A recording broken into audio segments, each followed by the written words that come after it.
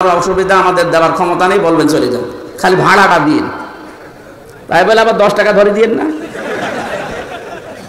আমি বললাম আপনাদের সবাইকে সতর্ক করার জন্য, কাউকে টাকা দেবেন না, সে যেই হোক। আমি আবার বলছি, যদি আমার ছবিও দেখায় পেছনে ভিডিও হয়েছে, কথা বলেন না, বলবেন ধোকা। দরকার হয় বাড়ি যেয়ে যেটা ফাঁকা আছে নিয়ে আসবেন। কাউকে টাকা দেবেন না, আমি আবার বলছি, কাউকে টাকা দেবেন না। আজকেও 2 জন ধোকা খেয়েছে, 20-40 হাজার টাকা দিয়েছে ওই শয়তানকে, অথচ আমি কিচ্ছু জানি না।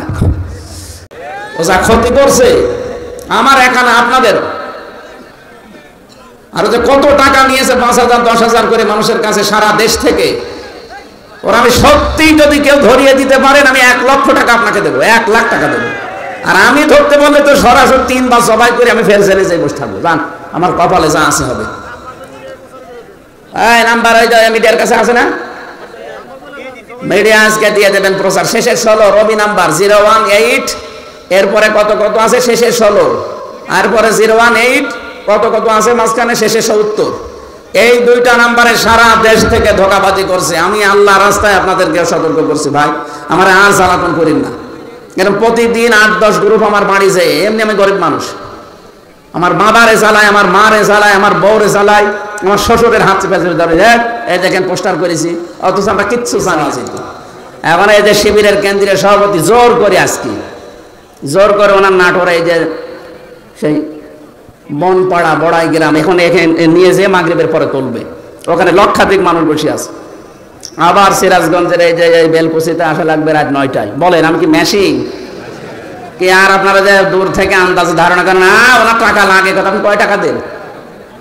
আপনি যে টাকা দেন, এই যে আজকেও আমার গাড়িটা সারতে 1.5 লাখ টাকা লাগলো, 1.5 লাখ। ওর কাগজ করতে 75,000 টাকা লাগবে, ড্রাইভারের প্রতি মাসে 20-25 হাজার টাকা দেওয়া লাগে। তা টাকা কি করবো না, আমার আরো বিভিন্ন কাজ আছে, সেই কাজগুলো করা লাগছে।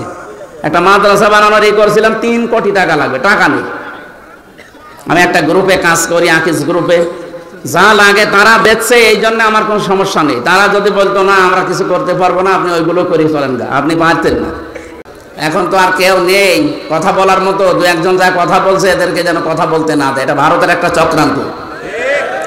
আমরা কোরআনে কারিমের 2টা আয়াতের অংশ বিশেষ পড়েছি, তাফসীর করার জন্য আলাদা সময় যদি থাকে, কোনো সময় আসবো।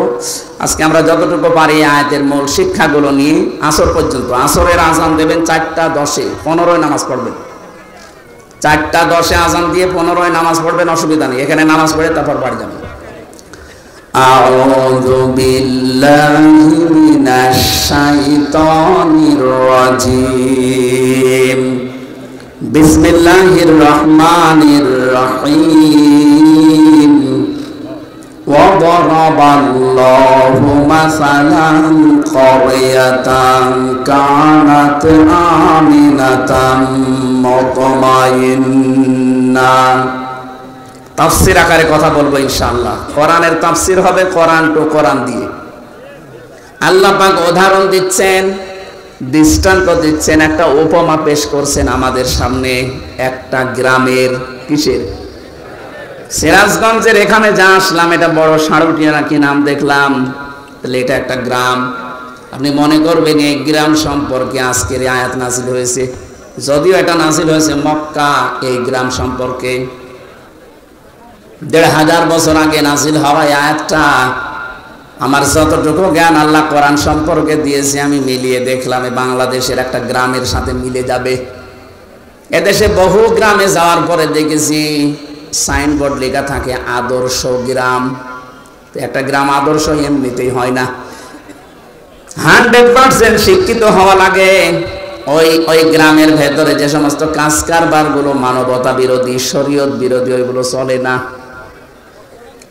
অভাব অনটন, শান্তি স্বস্তি নিরাপত্তা বিভিন্ন দিক থেকে বিবেচনা করে লেখা হয় আদর্শ গ্রাম। পরশুদিন যেখানে ছিলাম লেখা ছিল আদর্শ আন্দোলিয়া, তার মানে গ্রামটা 100% শিক্ষিত মানুষ। কোরআনে আল্লাহ যে আয়াতটা দিয়ে গ্রাম সম্পর্কে উপমা দিচ্ছেন, এই গ্রামটার নাম হচ্ছে বাক্কা। নাম কি? বাক্কা। এটা মক্কার প্রাচীন নাম। আল্লাহ পাক বলেন, ইন্না আউয়ালা বাইতি উযিআ লিন-নাসি লাল্লাযী বিবাক্কাতা মুবারাকা ওয়া হুদান লিল আলামিন। অবশ্যই এই পৃথিবীতে সর্বপ্রথম একটা ঘর প্রতিষ্ঠিত হয়েছে, প্রথম বানিয়েছে আল্লাহ ফেরেশতাদের দিয়ে, দ্বিতীয় বানিয়েছে হযরতে আদমকে দিয়ে, এরপরে বানিয়েছে হযরতে নূহকে দিয়ে, এরপরে বানিয়েছেন ইব্রাহিম আলাইহিস সালাম আর ইসমাইলকে দিয়ে। এখন মাঝে মাঝে শত সংস্কার হয়, কিন্তু সর্বপ্রথম আল্লাহ পৃথিবীতে ঘর বলতে যা বোঝায় ওইটা বানিয়েছে কাবা শরীফকে। দুইটা জিনিসের ভেতরে এখনো পর্যন্ত রাখা আছে। এক নম্বরে ফিহি মুবারাকান, এটা বরকতময় করে দিয়েছে আল্লাহ, কিয়ামত পর্যন্ত এটা বরকত দিয়ে ভরপুর থাকবে। মুবারাকান ও হুদান, এর ভেতরে আল্লাহ পথ নির্দেশিকা রেখেছেন লিল আলামিন, বিশ্ববাসীর জন্য। এবার আসেন তো আয়াত থেকে আল্লাহ আমাদের জানাতে চান কি? তাফসিরে মুফাসসিরিন ইকরাম লিখেছেন, আমি বহু তাফসিরে আয়াতের সাথে মিলিয়েছি, সব মুফাসসির লিখেছেন আমান দাখালাহু কানা আমিনা, এই কাবায় যদি কেউ প্রবেশ করে আল্লাহ তাকে নিরাপত্তা দিয়ে দেয়।